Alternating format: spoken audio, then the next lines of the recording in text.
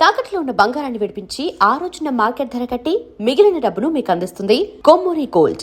రామ్ చరణ్తో next movie. Ram Charan అంటే నాకు చాలా ఇష్టం. రామ్ చరణ్కి కథ రెడీగా ఉంది అని మీరు చెప్పారో మరి ఆ ఇంటర్వ్యూలో పెట్టారో నాకు తెలియదు కానీ బట్ రామ్ చరణ్ అంటే మీకు చాలా ఇష్టం అనే విషయం మాత్రం క్లారిటీగా అందరికీ తెలుసు. సో ఆయనతో మీటింగ్ తరువాత మీ థాట్ ప్రాసెస్ ఎలా ఉంది? అంటే చరణ్ గారికి కథ రాయాలనుకుంటున్నారా? సో చరణ్ గారి విషయంలో మీ ఆలోచన విధానం ఎలా ఉంది? రామ్ చరణ్ గారంటే నాకు చాలా ఇష్టం అండి. ఒక చిన్న family story and bench life 2 series చేశా అని చెప్పా కదా! అందులో ఒక డైలాగ్స్ కూడా డైలాగ్స్ ఉంటాయి. ఉంటాయి. అవును. మనం చరణ్ అన్న ఫ్యాన్స్ కదరా అని. సో, మాకు చాలా అంటే పిచ్చి ఇష్టం. రామ్ చరణ్ గారంటే పిచ్చి పిచ్చి ఇష్టం. ఆయనకి కథలు రాసుకొని ఆయన డైరెక్ట్ చేయాలి అనేంత అంటే కోరికుంది. కాకపోతే అది ఓవర్ యాంబిషన్ అని కూడా నాకు తెలుసు. బికాస్ రామ్ చరణ్ గారికి స్టోరీ అంటే మనకి ఇష్టమైనప్పుడు వాళ్ళకి ఈ స్టోరీ రాసుకునే సరిపోదురా రామ్ చరణ్ గారికి ఈ స్టోరీ ఏంటి ఇంకా రాసుకోవాలి అది ఉంటుంది కదా! నాకైతే అది ఉంది. బట్ ఏదైనా స్టోరీ అనుకున్నప్పుడు ఫస్ట్ మనకి నచ్చిన యాక్టర్‌ని ఫస్ట్ ఊహించేసుకుంటాం అందులో. మేము రామ్ చరణ్ గారిని అలా ఊహించేసుకొని చాలా కథలు అనేసుకుంటూ ఉంటాం. Hmm. But then every now and then కాదు ఆయన ఒక్కొక్క సినిమా వస్తుంటే 'ఆర్ఆర్ఆర్' వచ్చింది. తర్వాత ఇప్పుడు 'పెద్ది' వస్తుంది. ఆ మైల్ స్టోన్సే వేరే ఉంటాయి. సో, ఇంకా చాలా నేర్చుకొని రాయాలి. బట్ దెన్ వై నాట్ అండి. దేవుడి దయ ఉంటే ఎప్పుడైనా రామ్ సూపర్. చరణ్ గారంటే it would so and nice. Charan గారితో మాట్లాడిన ఆ మూమెంట్స్‌లో మీకు బాగా ఆయన చెప్పిన మాట బాగా గుర్తుండిపోయే మాట ఏముంది? చెప్పాను గదా! మేము చాలా అంటే రామ్ చరణ్ గారి నేనొకసారి ఆల్రెడీ కలిసా రామ్ చరణ్ హ్మ్. గారిని. మీకు చెప్పానో లేదో ఇంతకుముందు.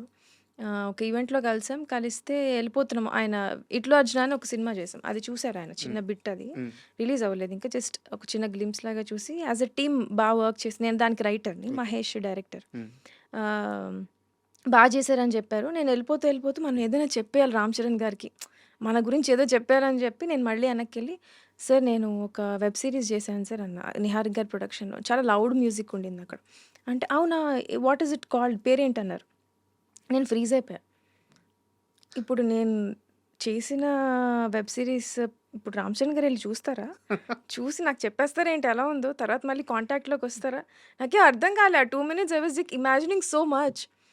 మళ్ళీ అడిగారు. హ్మ్. Tell me what is it called అంటే 'బెంచ్ లైఫ్' అనే పేరు నాకు గుర్తు రావట్లే. మీరు తీసింది. నేను తీసింది.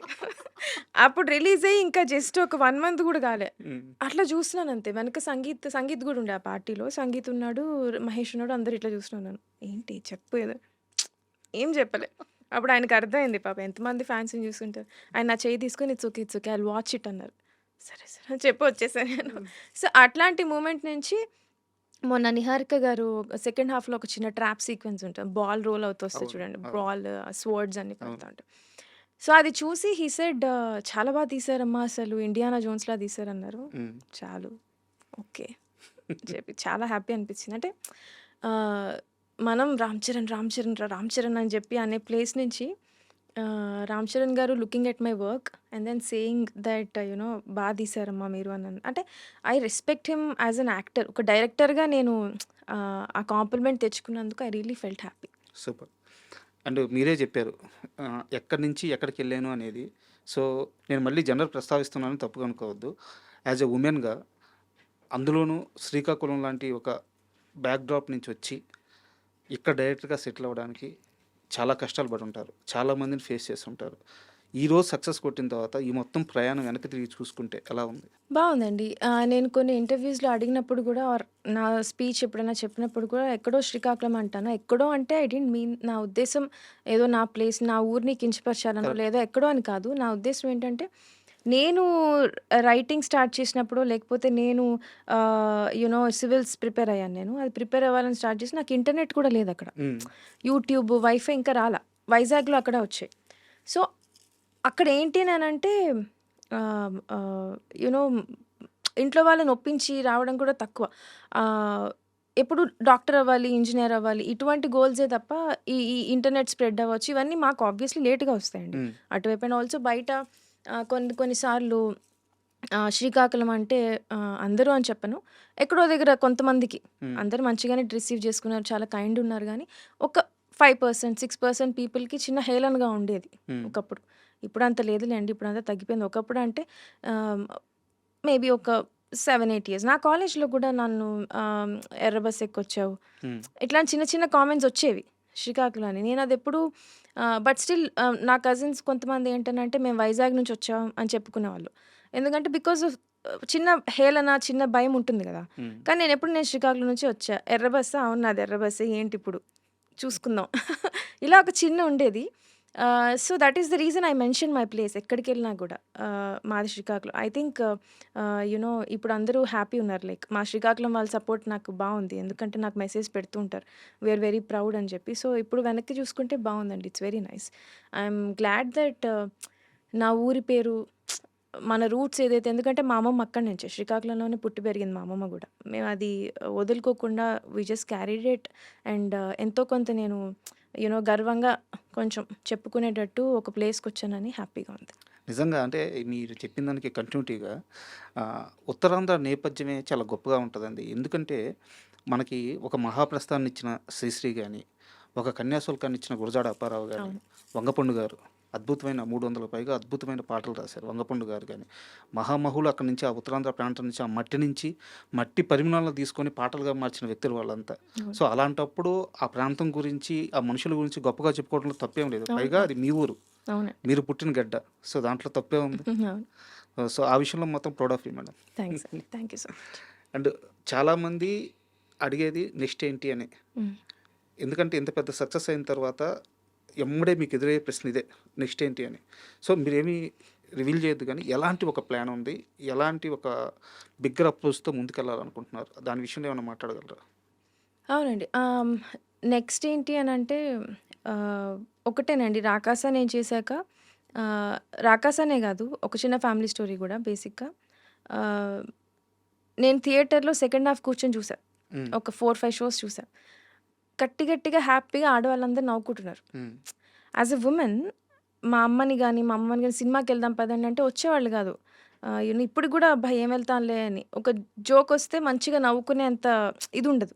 సో నాకు రాకాసాలో అది నచ్చింది బాగా. మేము ఫ్యామిలీస్ కోసం రాసాం, అది జరిగింది. సో ఇంక నా నుంచి ఏ స్టోరీస్ వచ్చినా అట్లా హ్యాపీగా అందరూ నవ్వుకొని లాస్ట్లో ఒక చిన్న ఒక చిన్న ఎమోషనల్ టేక్ ఇవేనో అది గుర్తుపెట్టుకొని వెళ్తారు. అట్లాంటి సినిమాలు చేయాలని అయితే ఉంది. సో హోప్ఫుల్లీ ఒక 2-3 స్క్రిప్ట్స్ అయితే రాసుకుంటున్నా. సో తొందరలో మెటీరియలైజ్ అయితే will have more to discuss.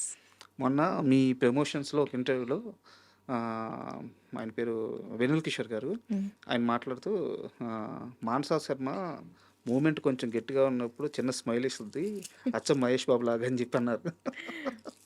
అంటే మొన్నటిదాకా బేబీ శ్యామ్డి గారితో కంపారిజన్, ఇప్పుడు ఈ మధ్య అందరూ మిమ్మల్ని మహేష్ బాబు సిస్టర్ అంటున్నారా? అయ్యయ్యో!